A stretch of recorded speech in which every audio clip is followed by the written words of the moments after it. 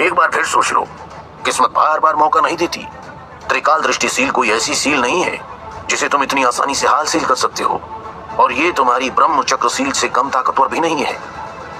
इप्सा के चेहरे पर गंभीर भाव थे, जिन्हें देखकर विद्युत की आंखें हैरानी से बड़ी हो गई। वो महसूस कर सकता था कि ये केवल शक्ति की पेशकश नहीं थी, बल्कि भविष्य की जिम्मेदारी और एक अद्भुत अवसर भी था, जिसे अपनाना या छोड़ना उसकी अपनी बुद्धिमानी पर निर्भर था। विद्युत के चेहरे के भाव बदलते देख इप्सा ने मुस्कुराते हुए कहा, तुम्हें इतना परेशान होने की जरूरत नहीं है। मुझे तुम्हारे बारे में बहुत कुछ पता है, और ये भी कि तुम्हारे आचार्य कौन है। इप्सा की बात सुनकर विद्युत के गंभीर चेहरे पर हल्की नाराजगी झलकने लगी। उसे साफ समझ में आ गया कि चिकित्सा केंद्र ने उसके बारे में हर संभव जानकारी हासिल कर ली है, इसलिए उसने अपनी पहचान छुपाने का नाटक न करते हुए कहा, मेरे बारे में जानने के लिए चिकित्सा केंद्र को इतनी मेहनत करने की जरूरत नहीं थी बुजुर्ग इप्सा।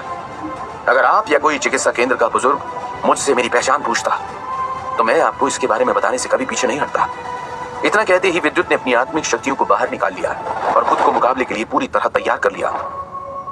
वो जानता था कि अब जब इप्सा और चिकित्सा केंद्र उसकी असली पहचान से पूरी तरह वाकिफ हो चुके हैं, उन्हें यह भी स्पष्ट हो गया होगा कि उसके पास सुप्रीम रैंक आग्ने की आत्मा मौजूद है। साथ ही उसके शरीर में तिलिस्मी मधु का अंडा भी है, जिसमें वो स्वयं नियमित प्रशिक्षण ले रही है और अपनी ताकत को लगातार बढ़ा रही है। ये केवल शक्ति का प्रदर्शन नहीं था, बल्कि भविष्य के सभी मुकाबलों के लिए तैयारियों का संकेत भी था, जिसे देखकर इप्सा की मुस्कान में हल्का आश्चर्य और सम्मान झलक रहा था। लेकिन विद्युत ने अब बात को घुमाना छोड़ दिया और साफ साफ शब्दों में कहा, तो अब आप क्या करने की सोच रहे हैं? कहीं आप ये तो नहीं सोच रहे कि मुझे कैद कर लेंगे? इप्सा ने जैसे ही मेघ की कर्कश आवाज सुनी तो वो तुरंत समझ गए कि ये लड़का मुकाबले के लिए पूरी तरह तैयार है। इसलिए उन्होंने उसको रोकते हुए शांत स्वर में कहा, देखो जल्दबाजी मत करो, और रही तुम्हारी पहचान की बात तो भूलो मत कि तुमने खुद ही अपने फॉर्म में लिखा था कि तुम मोजा का साम्राज्य से हो, इसलिए मैंने सिर्फ तुम्हारे बारे में कुछ जानकारी हासिल की है, मुझे गलत मत समझना। असल में जब बुजुर्ग हेमराज और बुजुर्ग भामा ने लाल पहाड़ी पर विद्युत और गार्जियन ऑफ हेल टोली के लीडर तथा प्राचीन दानव दल के लोगों की बुरी हालत में पड़े शरीर देखे थे, तब उन्हें वहां मूल तत्व शक्तियों का गहरा एहसास हुआ था। उस पल उन्होंने समझ लिया कि ये कोई साधारण लड़का नहीं है। मेघराज के पीछे अत्यंत ताकतवर सहयोगी और असाधारण क्षमताओं वाले लोग मौजूद थे, और उसकी अकेली मौजूदगी ही किसी बड़े संघर्ष के परिणामों को बदल सकती थी। साथ ही जब मेघ और दानव कबीले के शहशान का मुकाबला देखा गया तो हेमराज और भामा ने समझ लिया कि लाल पहाड़ी पर हुए उस संघर्ष में अकेले मेघ ही था जिसने दानव कबीले के 10 से भी अधिक महाशक्तियों और 2 नश्वर रैंक योद्धाओं को गंभीर रूप से घायल कर दिया। इसके साथ ही उसका ड्रैगन कबीले के साथ भी अत्यंत खतरनाक मुकाबला हुआ, जिसमें ड्रैगन कबीले का लीडर अपनी जान बचाकर भागने को मजबूर हुआ। हेमराज इस बात से भी हैरान थे कि उस समय उसके साथ 3 अन्य ताकतवर योद्धा भी मौजूद थे, जिनकी शक्तियां उनसे कम नहीं थी।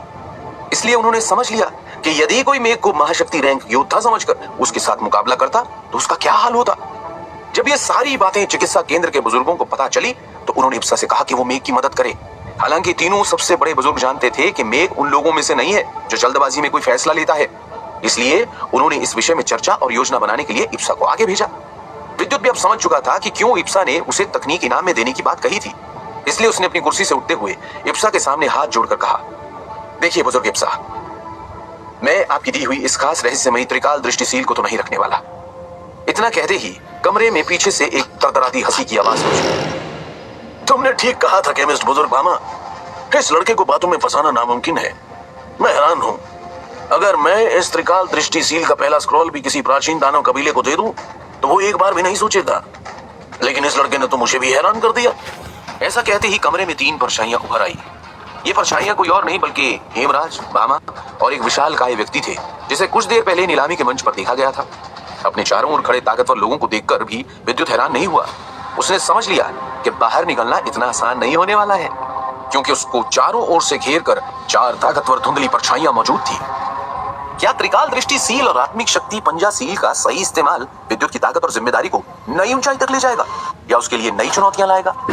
कमरे में मौजूद 3 परछाइयां हेमराज, भामा और